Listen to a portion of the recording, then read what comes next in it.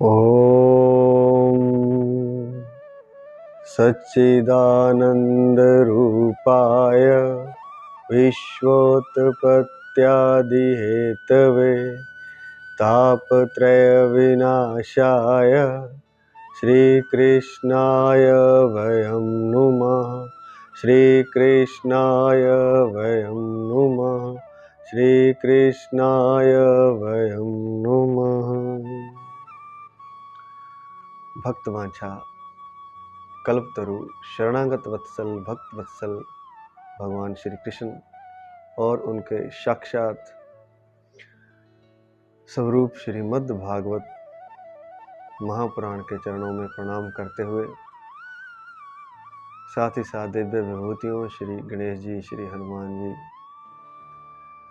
नारद जी, सनकादि ऋषियों, व्यास जी, सुखदेव जी, पराशर जी, वशिष्ठ जी, माँ सरस्वती सभी के चरणों में प्रणाम करते हुए और सबसे प्रार्थना की वे हमारे माध्यम से कथा का प्रचार प्रसार और संचार भक्तजनों में, रसिक जनों में, प्रेमी जनों में करें। पिछले प्रवचन में हमने देखा कि भगवान ने द्वारिका में प्रवेश किया। जामवंती नंदन, साम, आम आदि पुत्रों ने, प्रद्युम्न आदि ने, सबने उनका, अक्रूर जी ने, सबने स्वागत किया। भगवान श्री कृष्ण भी सबको यथा योग्य अभिवादन करते हुए द्वारका में प्रवेश करने लगे। मुख्य द्वार से भीतर प्रवेश किया, ब्राह्मणों का सपत्नीक आशीर्वाद लिया, वृद्धजनों से आशीर्वाद लिया और सभी को अपना आशीर्वाद बरसाया। सूत जी कहते हैं कि हे शौनक जी, जिस समय भगवान द्वारका के राजमार्ग से भीतर महल में जा रहे थे, तब द्वारका की कुल कामनियां अपनी अटारियों पर चढ़ गई और भगवान के दर्शन को ही परमानंद मानकर उनके दर्शन करने लगी। अर्थात योगी तो ध्यान करते हैं परमानंद को पाने के लिए, तपस्या करते हैं, योग जप ध्यान पूजा अनेक उपाय करते हैं, लेकिन भगवान के दर्शन ही परमानंद को देने वाले हैं। जिन्हें उनके दर्शन हो जाते हैं, जिन भक्तों को साक्षात भगवान के दर्शन होते हैं, उनको परमानंद की प्राप्ति हो जाती है। तो द्वारिका की कुल कामनियां अर्थात सारी सुंदरियां अपनी अपनी अटारियों पर चढ़ गई और भगवान के दर्शनों को परमानंद मानकर उनके दर्शन करने लगी।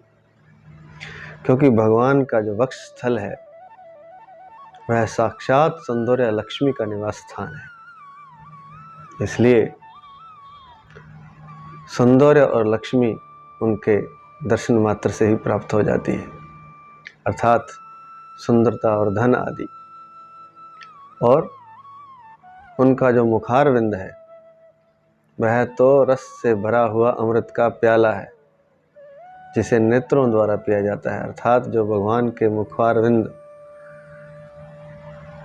सुंदर मुख का जो दर्शन कर लेते हैं, सौंदर्य से परिपूर्ण मुखारविंद का जो दर्शन कर लेते हैं, उन्हें फिर किसी और सौंदर्य को देखने की संसार के आवश्यकता नहीं रहती। संसार का कोई सौंदर्य उन्हें फिर सुंदर नहीं दिखता, क्योंकि संसार का सौंदर्य तो भगवान के मुखारविंद के सौंदर्य की एक बूंद भी नहीं है। और उनकी भुजाएं, बलशाली भुजाएं, लोकपालों को भी लज्जित करने वाली है, उनको भी, लोकपालों को भी लज्जित करने वाली है। भगवान की छवि का यहाँ वर्णन किया जा रहा है। इसी छवि का भक्तजन, प्रेमी जन अपने भीतर, अपने हृदय में ध्यान करते हैं और भगवान के दर्शन पहले तो काल्पनिक ही अपने हृदय में दर्शन करते हैं भगवान के, फिर धीरे धीरे काल्पनिक दर्शन वास्तविकता में बदलने लगता है और अंत में वास्तविक दर्शन होते हैं। वही सच्चे दर्शन है। पहले काल्पनिक दर्शन होते हैं, फिर स्वप्न में दर्शन होते हैं और फिर वास्तविक दर्शन होते हैं। सबकी अपनी अपनी महिमा है, लेकिन जब वास्तविक दर्शन हो जाता है तो जो यहाँ ग्रंथ में लिखा हुआ है वह साक्षात उपस्थित हो जाता है।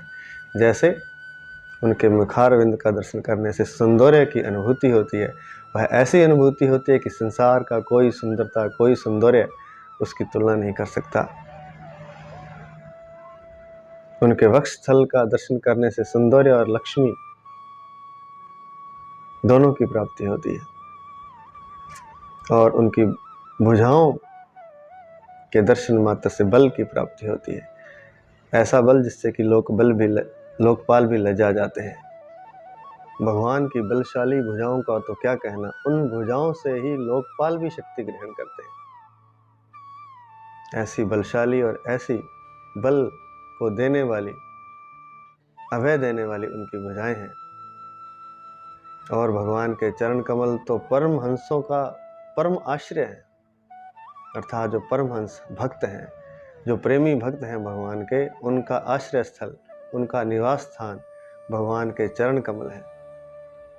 और भगवान के चरण कमलों में जब उनको निवास मिल जाता है तो वही वैकुंठ है। वहाँ वे भगवान के रूप को ही प्राप्त हो जाते हैं, वैकुंठ लोक को प्राप्त हो जाते हैं। यहाँ भगवान का साक्षात रूप उन्हें प्राप्त होता है, अर्थात वे भगवान जैसे ही हो जाते हैं। तो भगवान के चरण कमल परमहंसों का आश्रय है। और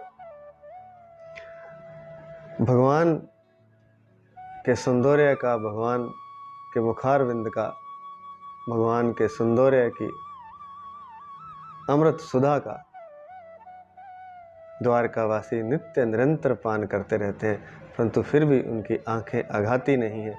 ऐसा वह सौंदर्य है, ऐसी वह सुंदरता है, ऐसा उनमें आकर्षण है। इसलिए तो उनका नाम कृष्ण है। कृष्ण मैंने जो आकर्षित कर लेता है। थोड़ा सा ही जब ध्यान लगाते हैं अपने हृदय में, विधिवत प्राणायाम आदि करके, पहले जो विधि भागवत में आगे बताई गई है, उस विधि से जब हम ध्यान करते हैं, शुरू में थोड़ा थोड़ा प्राणायाम और फिर अपने हृदय में आंखें बंद करके भगवान का ध्यान, भगवान की मूर्ति पर ध्यान, तो धीरे धीरे जब हम ऐसे करते हैं तो भगवान के दर्शन हमें काल्पनिक प्राप्त होते हैं पहले, फिर स्वप्न में, और धीरे धीरे साक्षात होने लगते हैं। ऐसा शास्त्र कहते हैं और संत कहते हैं, जिनको अनुभव हो चुके हैं। प्रेमी भक्त ऐसा अनुभव करते हैं। और उस समय जब भगवान के शरीर के किसी भी श्री अंग का दर्शन हो जाता है, क्योंकि भगवान का अंग अंग ही शोभा का धाम है।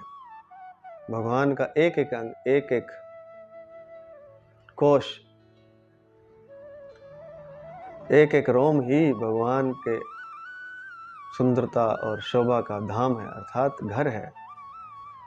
कहते हैं कि एक एक कोश में अनंत कोटि ब्रह्मांड लगे हुए हैं। ऐसी भगवान की शोभा है। जब भक्तजन उनके दर्शन करते हैं तो वे उससे मंत्र मुग्ध हो जाते हैं। और ऐसी मंत्र मुग्धता होती है कि बाहर तो शरीर का कई बार प्रेमी भक्तजनों को भान ही नहीं रहता, शरीर का होश ही नहीं रहता। वे कई कई घंटों समाधि में या अचेत पड़े रहते हैं और भीतर भगवान श्री कृष्ण के दर्शन करते रहते हैं। वे उस रस से, उस अमृत से, उस सौंदर्य से एक क्षण भी अलग नहीं होना चाहते। इसलिए बाहर के संसार को तो वे भूल ही जाते हैं, और बाहर के संसार का कोई सौंदर्य उन्हें आकर्षित नहीं कर सकता।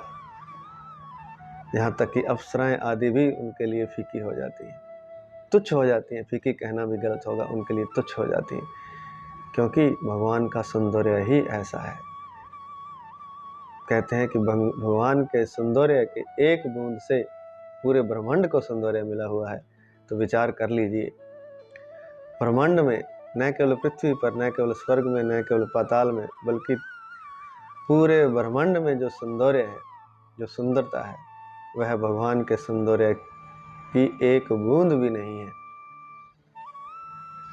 इसलिए तो संतों ने संसार की वस्तुओं को, संसार के सौंदर्य को, संसार की भोगों को शुक्री विष्टा कहा है, अर्थात सूअर का मल है वह। तो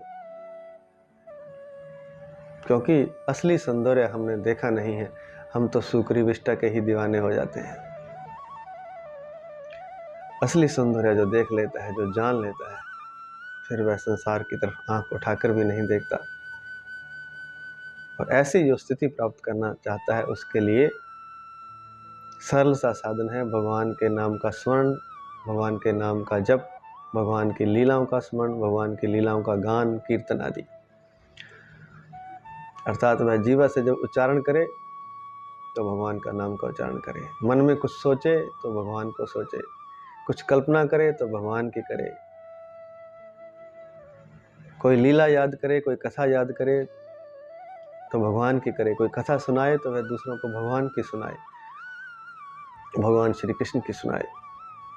अर्थात अपने हर क्रियाकलाप में जब भगवान का ही स्मरण होना शुरू हो जाएगा तो स्वप्न में भी भगवान पूरी रात भर उसे दर्शन देते रहेंगे। और इस तरह से धीरे धीरे भगवत्तामय जीवन बन जाएगा, भगवान में ही हो जाएगा। भगवान का साक्षात रूप ही वैकुंठ लोक में उसे प्राप्त होता है, जो भगवान का परम भक्त होता है। द्वारका के राजपथ पर भगवान के ऊपर, भगवान श्री कृष्ण के ऊपर श्वेत रंग का छत्र तना हुआ था। श्वेत चंवर डुलाए जा रहे थे, चारों ओर पुष्पों की वर्षा हो रही थी।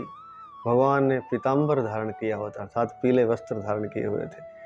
भगवान हमेशा पीताम्बर धारण करते हैं और वनमाला धारण की हुई थी।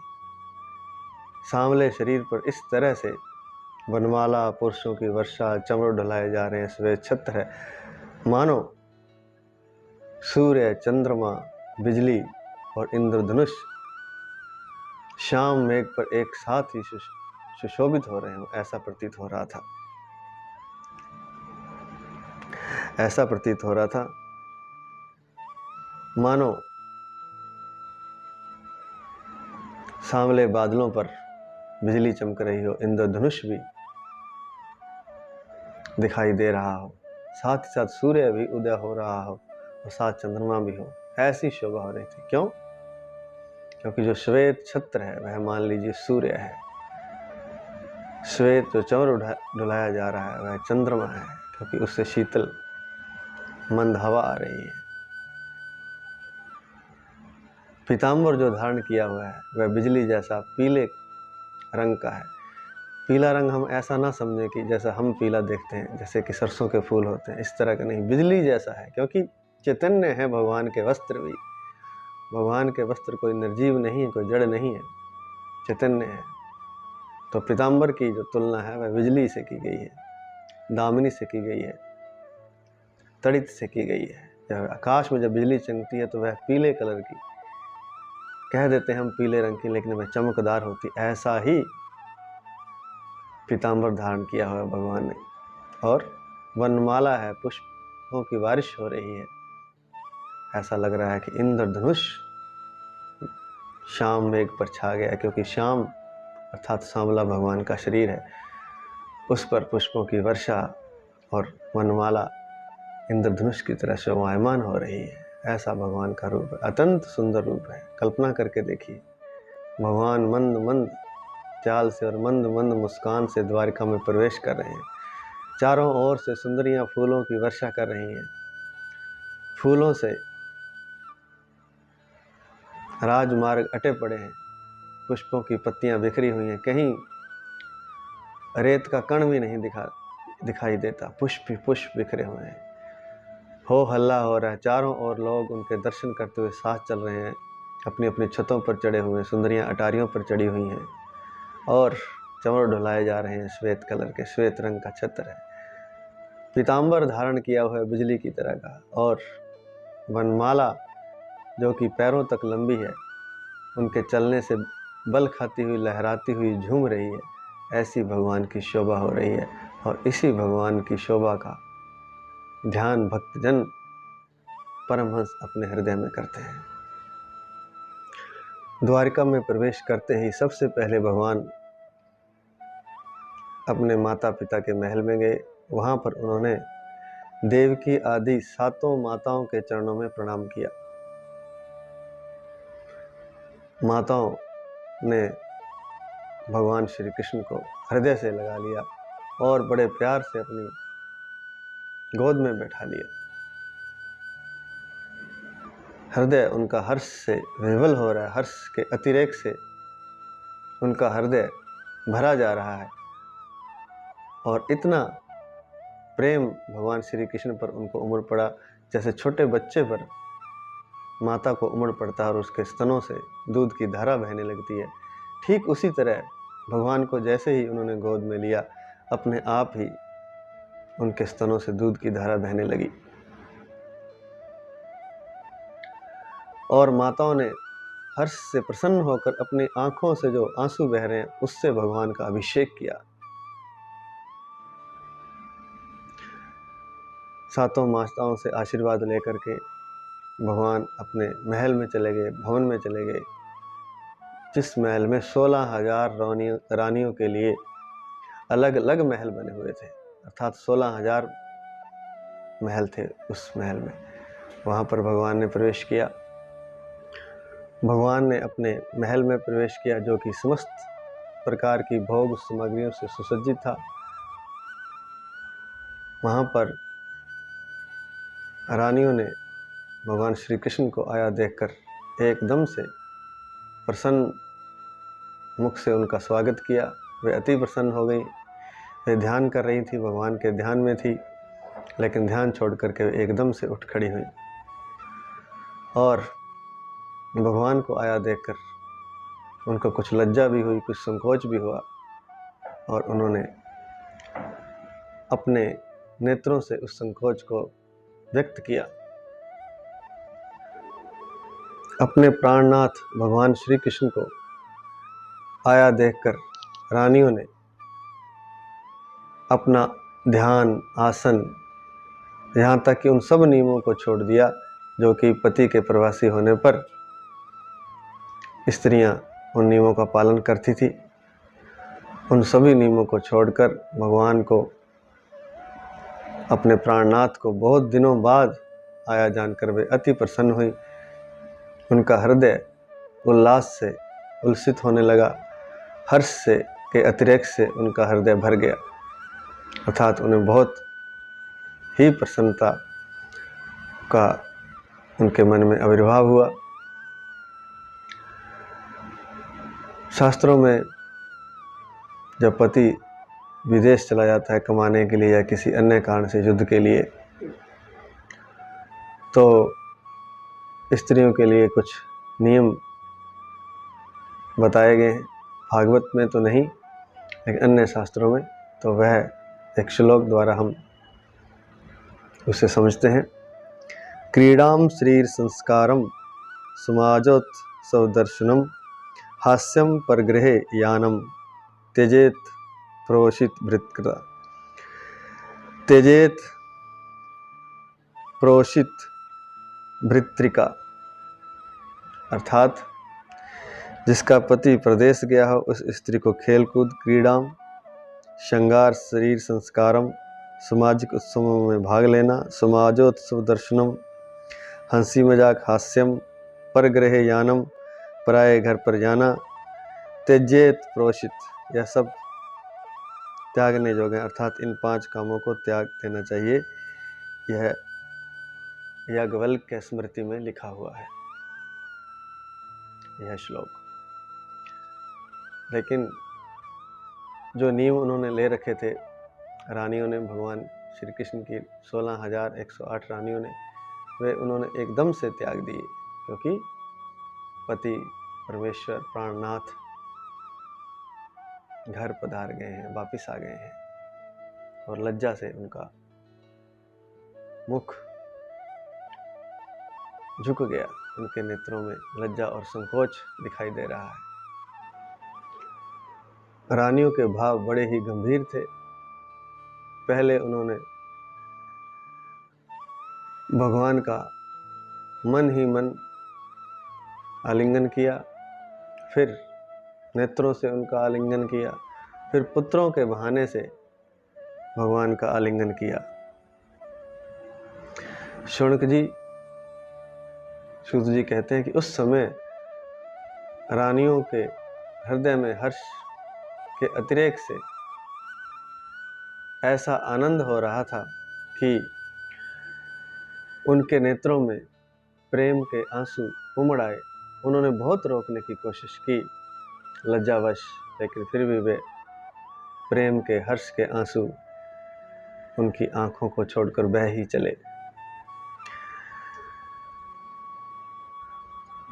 यद्यपि भगवान श्री कृष्ण एकांत में सर्वदा हमेशा उनके पास ही रहते थे, लेकिन फिर भी रानियों को भगवान के चरण कमल पद पद पर नए जान पड़ते हैं। अर्थात भगवान अगर एक कदम भी आगे रखते हैं तो ऐसा लगता है कि वो पहले वाला कदम नहीं है, यह नया है। भगवान नित्य नूतन है, इसलिए संतों ने कहा है नित्य नूतन, क्षण क्षण नए हैं। इसलिए तो उनका सौंदर्य कभी चुकता नहीं है। उस आनंद से कभी किसी की तृप्ति नहीं होती, भगवान के दर्शन के आनंद से, क्योंकि वे नित्य नए हैं। पद पद पर उनका पद नूतन है। जैसे कि एक कदम आगे धरा तो वे भगवान नहीं है जो एक क्षण पहले थे, वे नए हैं, वे प्रतिपल नए हैं। इसलिए तो वे कभी वृद्ध नहीं होते, कभी हास को प्राप्त नहीं होते, क्योंकि वे नित्य नए हैं, नित्य नूतन है। जैसे फल आदि, पेड़ पौधे आदि नूतन तो होते हैं, लेकिन धीरे धीरे वे ह्रास को प्राप्त होते हैं। जैसे नए कोपलें निकलती हैं। पिछले दिन हमने जो पत्ते देखे थे, अगले दिन नए पत्ते उसमें निकल जाते हैं। वृक्ष उतना ही नहीं होता जितना पिछले दिन होता है, हर क्षण वह बदल रहा होता है। लेकिन पृथ्वी की, संसार की सारी चीजें ह्रास को प्राप्त होती हैं, अर्थात अंत में उसका बुढ़ापा आता ही है, ह्रास होता ही है, विनाश होता ही है। जैसे कि शरीर भी प्रतिपल नया होता जाता है। जो पिछले दिन था वो अगले दिन नहीं होता। कहने का तात्पर्य यहाँ तक कह सकते हैं कि क्षण क्षण में शरीर नया होता है। हम देख लें अपने बचपन में अपनी तस्वीर, फिर कुछ साल बाद, उसके कुछ साल बाद, और बुढ़ापे में हर क्षण हम बदल रहे हैं। हमारा चेहरा बदल रहा है, हमारे भाव भंगिमाएं, हमारे विचार बदल रहे हैं। कुछ भी तो पुराना नहीं रहता, हर क्षण हर चीज़ नई है। लेकिन संसार की चीज़ें ह्रास को प्राप्त होती हैं। भगवान नित्य नूतन नए ही रहते हैं। पद पद पर नए जान पड़ते हैं। तो भगवान तो सर्वदा उनके साथ ही रहते थे, एकांत में भी, लेकिन भगवान उन्हें हमेशा नित्य नूतन जान पड़ते हैं।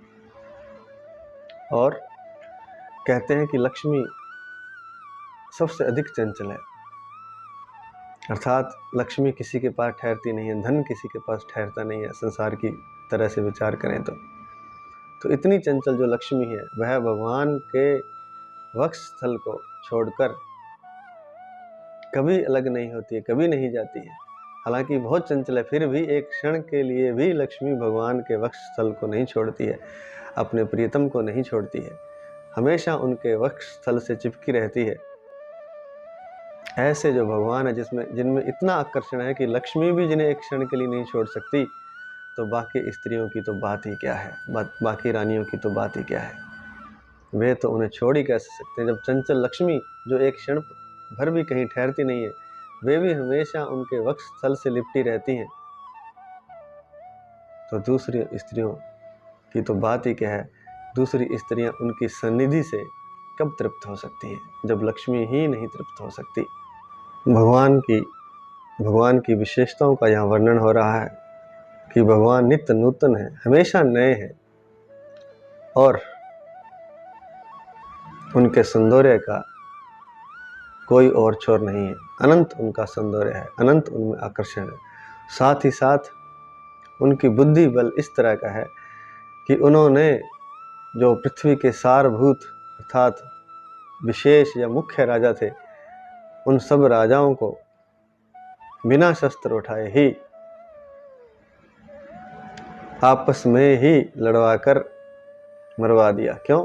पृथ्वी का भार उतारने के लिए। जो अहंकारी राजा थे उन सबको आपस में लड़वाकर मरवा दिया। किस तरह से? जैसे जंगल में जब आग लगती है तो कहते हैं कि बांस के कारण आग पैदा होती है। दो बांस जब रगड़ खाते हैं हवा के चलने से तो उनसे चिंगारी पैदा होती है। वो सूखे पत्तों पर जब गिरती है तो वह आग पकड़ लेते हैं और फिर धीरे धीरे वह पूरे जंगल में आग फैल जाती है, जिसे दावानल कहते हैं।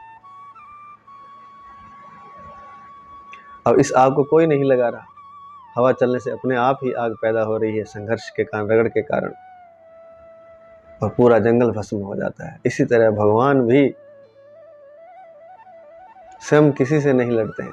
यहाँ तक कि महाभारत के युद्ध में भी उन्होंने युद्ध नहीं किया, कोई भी युद्ध नहीं किया उन्होंने। वैसे तो मुख्यतः तो एक दो को छोड़कर युद्ध होते रहे अपने आप, उनके होने मात्र से, उनकी उपस्थिति मात्र से, क्योंकि वे भगवान हैं।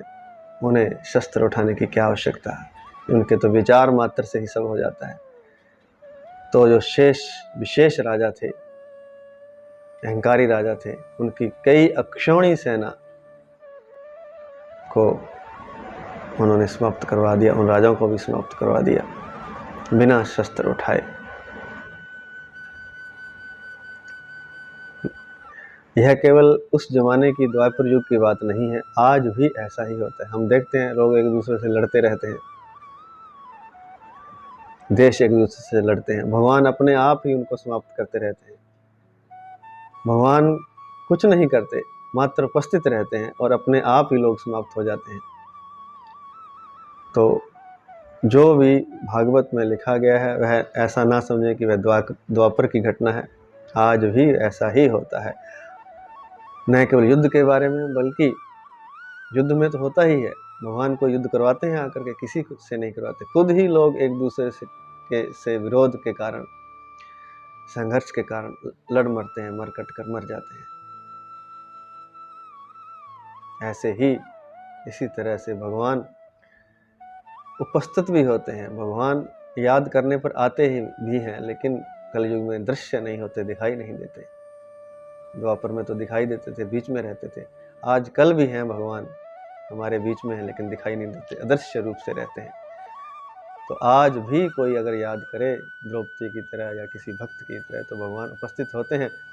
इसमें कोई शक ना समझे, कोई इसमें कोई संदेह ना करे। यही है अदृश्य से प्रेम करने की कला। दृश्य से प्रेम तो सभी करते हैं। सामने कोई आपका प्रेमी है, कोई प्रेमिका है, वह दिखाई दे रहा है, वह दृश्य है, उससे तो कोई भी प्रेम करेगा। अगर वह सुंदर है या ना भी सुंदर हो, किसी का दिल लग गया हो, तो उससे तो कोई भी प्रेम करेगा। कोई सुंदर मकान है, कोई सुंदर चित्र है, मूर्ति है, तो वह दृश्य है। उस दृश्य से तो कोई भी आकर्षित हो जाएगा, कोई भी प्रेम कर लेगा। लेकिन सच्चा प्रेमी तो वह है जिसे भगवान दिखाई नहीं देते और फिर भी उस न दिखने वाले भगवान से वह प्रेम कर लेता है।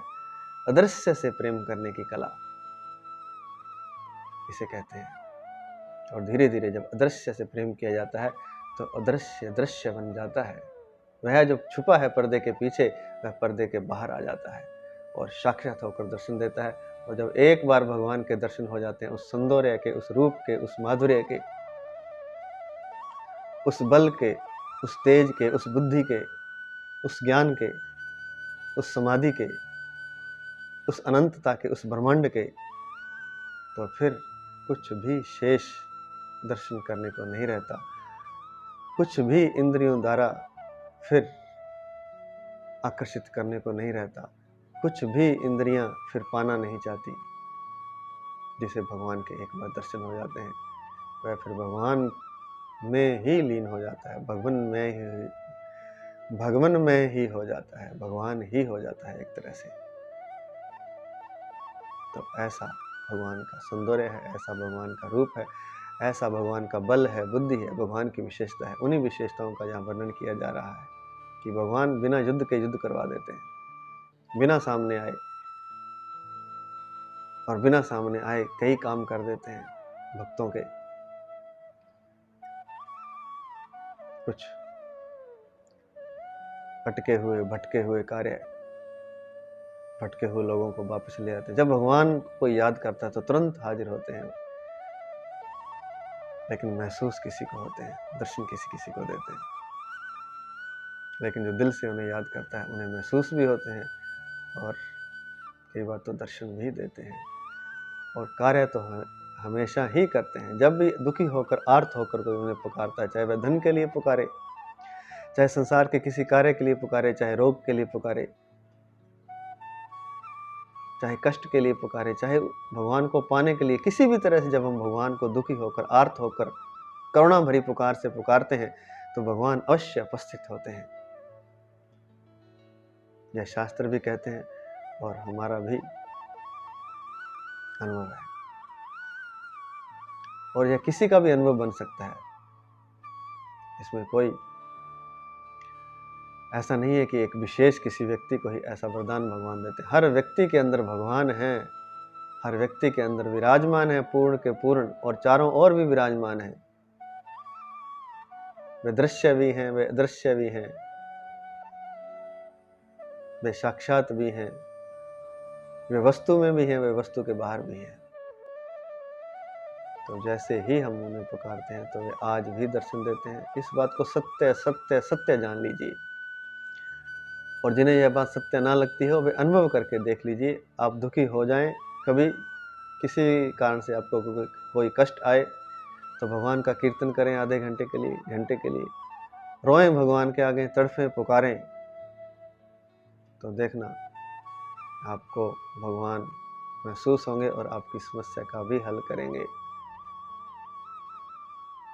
हाथ कंगन को अरसी क्या कहते हैं। सामने प्रत्यक्ष को प्रमाण की क्या आवश्यकता है। तो जब हम भगवान को इस तरह से याद करते हैं तो भगवान उपस्थित होते हैं। भगवान ने अपनी लीला को दिखाने के लिए, अपने बल या अपनी अभिव्यक्ति को व्यक्त करने के लिए ही परमेश्वर ने साक्षात रूप, भगवान ने, साक्षात परमेश्वर ने ही भगवान श्री कृष्ण के रूप में द्वापर में इस धराधाम पर अवतरण धारण किया, अवतार लिया, और सहस्त्रों रमणीय रत्नों में रहकर भी वे साधारण मनुष्य की तरह क्रीड़ा करते रहे। अर्थात ऐश्वर्य के बीच रहते हुए, अप्सराओं के बीच, सुंदरियों के बीच, अनेकों 16,000 रानियों के बीच में रहते हुए भी उन्होंने एक साधारण मनुष्य की तरह क्रीड़ा की, खेल किया, ताकि मनुष्य को ऐसा ना लगे कि भगवान हमसे अलग हैं। भगवान उनके साथ खेले, खाए, गाएं चराएं, वो सब कुछ किया जो साधारण मनुष्य करता है, ताकि सबको भरोसा आ जाए कि भगवान हमसे अलग नहीं है, भगवान हमारे जैसे ही हैं, हमारे बीच ही रहते हैं, हमारे साथ ही हैं। जैसे कि ग्वालों के साथ थे, जैसे कि गोपियों के साथ थे, जैसे कि संत कहते हैं राधा के साथ थे।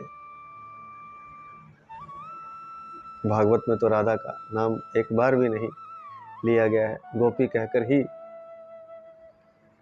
संबोधन किया गया है, किसी का नाम नहीं लिया गया है। लेकिन संत कहते हैं कि राधा गोपियों की शिरोमणि, प्रेम की जो मूर्ति है वह राधा ही है, ऐसा संत कहते हैं। भागवत में एक बार भी राधा का नाम नहीं आया है। तो भगवान ने परमेश्वर रूप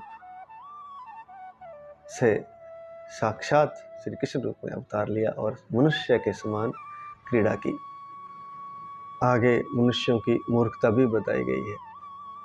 भगवान जिनकी निर्मल और मधुर हंसी उनके हृदय के उन्मुक्त भावों को व्यक्त करने वाली थी, अर्थात भगवान की हंसी निर्मल थी, पवित्र थी। पवित्र हंसी क्या होती है? हम लोग जो हंसी हंसते हैं वह अपवित्र है। अपवित्र क्यों है? क्योंकि दूसरे को आकर्षित करने के लिए है, नकली हंसी है, अंदर से हंस नहीं रहे, बाहर से दिखा रहे हैं, चेहरे पर हंसी है। लेकिन भगवान की हंसी जो है वह निर्मल है, वह स्वयं ही ऐसी है, वह किसी को आकर्षित करने के लिए नहीं है, लेकिन चूंकि निर्मल है इसलिए लोग आकर्षित हो जाते हैं। निर्मल भी है और मधुर भी है, मीठी भी है। और उनकी लजीली चितवन, लज्जा युक्त उनकी चितवन आंखों के इशारे, वह भी निर्मल है, मधुर है। वह इतने, उनकी आंखों की जो चितवन है, लजीली चितवन है, वह इतनी आकर्षित करने वाली है कि कामदेव ने भी उसको देखकर अपना धनुष त्याग दिया था। अर्थात जो कामना है, जो काम भाव है, सबसे बड़ा आकर्षण मनुष्य जीवन में काम का होता है, काम भाव का होता है। स्त्री पुरुष के बीच जो आकर्षण है वह काम का है, और सबसे बड़ा आकर्षण यही है संसार में। सब इंद्रियों से अधिक आकर्षण काम का है, और उस आकर्षण को पैदा करने वाले कामदेव हैं। लेकिन भगवान की लजीली चितवन में उससे कई गुना अधिक आकर्षण है, तभी तो कामदेव ने भी अपना धनुष त्याग दिया था, धनुष बाण त्याग दिए थे। जो काम को पैदा करने वाला कामदेव है वही आकर्षित हो गया उनकी लजीली चितवन से। सोचिए क्या आकर्षण रहा होगा उनकी लज्जायुक्त आंखों के इशारों में, आंखों के की चितवन में। और कमनीय कामनियां, जो सुंदर कामनियां हैं, अप्सराओं जैसी स्त्रियां, कामनियां अपने काम विलास से, अपने श्रृंगार से, अपने हाव भाव से उनके मन में तनिक भी शोभ पैदा नहीं कर सकी। हालांकि भगवान उनके साथ रहते थे, उनकी खुशी के लिए, उनकी प्रसन्नता के लिए रानियों के साथ, लेकिन वे उनसे काम भाव के कारण आकर्षित नहीं थे। वे क्षणिक और तनिक भी काम भाव, वे कामनियां, अप्सराओं जैसी सुंदर कामनियां भी उनके मन में तनिक भी क्षोभ या काम पैदा नहीं कर सकी। ऐसे भगवान श्री कृष्ण को अगर कोई साधारण मनुष्य समझता है, या अपने जैसा ही काम में आकर्षित समझता है, या सब वैभव देखकर, 16,000 रानियां देखकर, अन्य सब कुछ देखकर, तो वह निरा मूर्ख है, ऐसा भागवत कहती है। अगर भगवान को भी कोई आसक्त समझता है, कामी समझता है, तो उसकी मूढ़ता का कोई अंत नहीं है, उसकी मूर्खता का कोई अंत नहीं है। सुखदेव जी कहते हैं कि यही तो भगवान की भगवत्ता है कि वे प्रकृति में रहकर भी प्रकृति के गुणों से आसक्त नहीं होते। वाह, यही है श्रेष्ठतम, यही है उच्चतम वस्तु, कि वे प्रकृति में रहकर भी प्रकृति के गुणों से आकर्षित नहीं रहते। किस प्रकार? जैसे भक्त जब भगवान के चरणों में समर्पण कर देता है, जब भगवान के चरणों में किसी भक्त की बुद्धि समर्पण कर देती है, तो उस भक्त में जो प्राकृतिक गुण होते हैं उनसे वह बुद्धि आकर्षित नहीं होती है, क्योंकि भगवान को शरणागत जो बुद्धि हो जाती है, उससे उसके भीतर रहने वाले गुण अवगुण आकर्षित नहीं कर सकते। तो भगवान तो आकर्षित कैसे होंगे? जब शरणागत भक्त ही आकर्षित नहीं होता, जो भगवान के शरणागत हो जाता है, तो भगवान प्रकृति से कैसे आसक्त होंगे? तो भगवान तो असंग रहते हैं, जल में कमलवत रहते हैं, प्रकृति में रहकर भी प्रकृति से दूर रहते हैं, कामनियों के बीच रहकर भी कामनियों से दूर रहते हैं, पत्नियों के बीच रहकर भी, काम भाव में रहकर भी काम से दूर रहते हैं। और उन्हें अगर कोई आसक्त समझता है, कामी समझता है, तो उससे महामूर्ख, उससे मूढ़, उससे अधिक निरा पशु इस जगत में कोई नहीं है। वे मूढ़ स्त्रियां भी भगवान को अपना एकांत प्रेमी, एकांत सेवी, पति प्राण, स्त्री प्राण, भक्त समझ, पत्नी प्राण, स्त्री प्राण, भक्त समझ बैठी थी, लेकिन वे अपने स्वामी, वे अपने भगवान के ऐश्वर्य को नहीं जानती थी। भगवान जब स्त्रियों के साथ, रानियों के साथ रमण करते थे, तो साधारण मनुष्य की तरह, क्योंकि जो भी उन्होंने क्रीड़ा की, खेल किया, लीला की, इसलिए तो कृष्ण लीला, राम लीला कहा जाता है। जो भी उन्होंने लीलाएं की, उनके लिए भी लीला है, उनके लिए खेल है, उनके लिए नाटक है, एक रंगमंच है। लेकिन जहां भी उन्होंने वो लीला की, तो पूरी श्रद्धा से, पूरा निमग्न होकर की, जैसे कि कोई श्रेष्ठ कलाकार जब मंच पर कोई अभिनय करता है तो उसमें खो जाता है। उस समय वह अभिनय में जो उसे रोल मिला होता है, जो पात्र मिला होता है, उस पात्र के साथ वह तदाकार हो जाता है। लेकिन वह भी शायद भूल जाए पात्र को निभाते निभाते। कोई दुख का सीन आए जब वह रो रहा हो तो हो सकता है वह अपने आप को भूल जाए और उस दुख में दुखी हो जाए। लेकिन भगवान ऐसे नहीं है। भगवान रो भी लेंगे, भगवान सुखी भी होंगे, दुखी भी होंगे, लेकिन भीतर से असंग रहेंगे। यही एक भगवान की विशेषता है और यही भक्तों की विशेषता भी होती है। इसलिए कहा गया है कि जो भगवान की शरणागत बुद्धि अपने में रहने वाले प्राकृतिक गुणों से लिप्त नहीं होती। न युज्यते सदा तमस्थैर्यथा बुद्धिस्तदाश्रया। जो बुद्धि भगवान का आश्रय ले लेती है, वह भी अपने गुणों से, उसके भीतर रहने वाले गुणों से आकर्षित नहीं होती। तो भगवान तो कैसे होंगे? प्रकृति में रहकर वे प्रकृति से दूर रहते हैं, असंग रहते हैं। तो वे स्त्रियां उन्हें समझ लेती थी। जब वे भगवान उनसे प्रेम करते थे तो वे समझती थी कि ये हमारे प्राण हैं, स्त्री प्राण हैं, एकांत सेवी है हमारे भगवान, हमारे स्वामी, हमारे प्राणनाथ। लेकिन वे मूढ़ थी। वे अपने स्वामी को, ऐश्वर्य को नहीं जानती थी। ठीक वैसे ही जैसे अहंकार की वृत्तियां धर्म को अपने से युक्त मानती हैं, जैसे अहंकार की वृत्तियां ईश्वर को अपने धर्म से युक्त मानती हैं। अर्थात जो अहंकारी व्यक्ति होता है वह ईश्वर को जानता ही नहीं कुछ। वो कहता है मैं ही ईश्वर हूँ, ईश्वर कुछ नहीं होता।